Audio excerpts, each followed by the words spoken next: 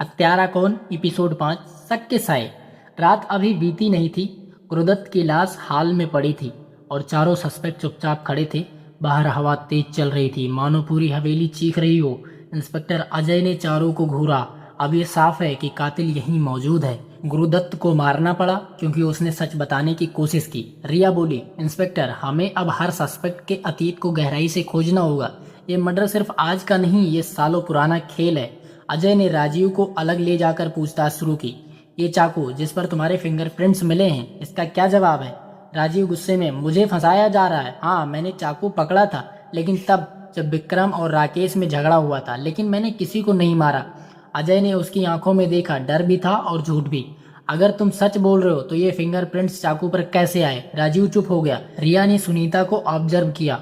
वह बार बार अपने हाथों को मरोड़ रही थी। रिया ने पूछा, आपका ब्रेसलेट खिड़की पर कैसे मिला? सुनीता ने धीरे से कहा, मैं बालकनी में खड़ी थी, विक्रम के साथ झगड़ा हुआ था, लेकिन मैं उसे मारना नहीं चाहती थी। रिया, झगड़ा किस बात पर? सुनीता की आंखों में आंसू आ गए। वो मुझे छोड़कर किसी और औरत के पास जाना चाहता था। शायद वही औरत इस रहस्य की जड़ है। हरी हवेली का नौकर अचानक हाल के कोने में खड़ा हंसने लगा।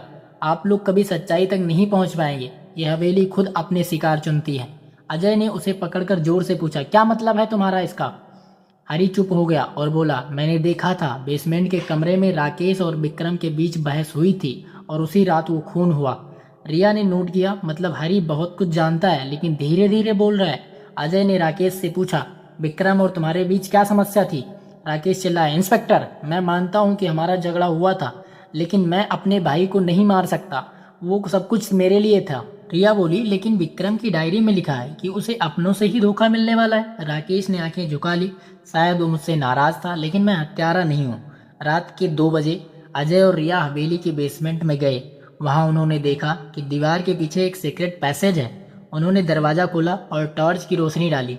अंदर एक छोटा कमरा था, धूल, मकड़ी के जाले और पुराने सामान से भरा, लेकिन वहां रखा था एक पुराना फोटो एल्बम। उस एल्बम में विक्रम, राकेश और राजीव के साथ एक महिला की तस्वीरें थी। वह वही महिला थी जिसे पहले तिजोरी में मिली तस्वीर में देखा गया था। रिया ने कहा, इंस्पेक्टर यही वो औरत है जिसकी वजह से सब कुछ शुरू हुआ।